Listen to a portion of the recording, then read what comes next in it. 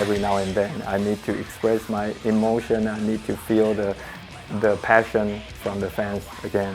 I need to feel those power in my music and to amplify it by my fans and exchange back to me.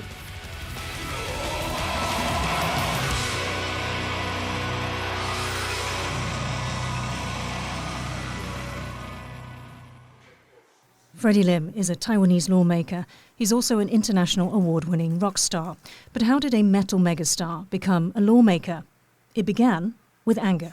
For me, to write music is to express my negative emotions as well. So for me, that's the reason why I still writing music.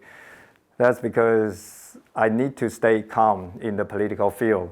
But I still have a lot of negative emotions, frustrations, anger, sadness. Strong emotions are the theme of this journey. On the walls of Lim's office in Taiwan's legislature, there's a print of the Dalai Lama and a sketch of a Hong Kong umbrella movement protester in trademark gas mask. These are icons representing the oppressed and the defiant. Icons representing a shared tyranny. Lim learned of Taiwan's history of tyranny and bloodshed in high school. The horrors of the White Terror period under the military Kuomintang government. The oppression of Taiwan's earlier Japanese colonial era. All of this gave him pain and made him angry. They drove him to the dark and heavy sounds of metal. There are a lot of songs of ChthoniC that are inspired by those stories, those touching stories during the authoritarian and White Terror period. ChthoniC is Lim's metal band formed in 1995. Its name comes from the Greek for the underworld. His English name, Freddy, is partly inspired by Nightmare on Elm Street's Freddy Krueger. The band's Chinese name translates as Stephen King's horror classic, The Shining. When ChthoniC broke onto Taiwan's music scene, it wasn't like anything the country had heard before. Internationally, they were compared to the fathers of Western heavy metal, Black Sabbath.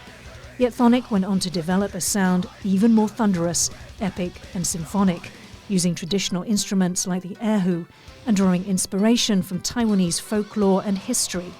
The group has released 8 studio albums, toured the US and Europe, and won global awards.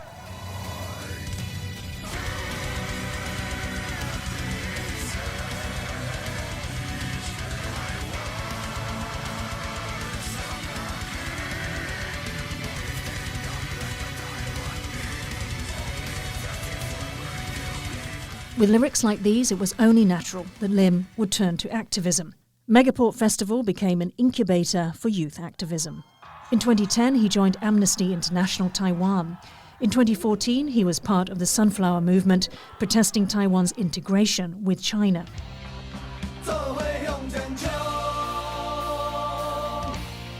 From here, Lim's journey takes him easily into politics. Within 2 years, he became a member of Taiwan's legislature, representing a district in Taiwan's capital, Taipei. Lim has taken a strong stance against China's attempts to intimidate Taiwan into unification.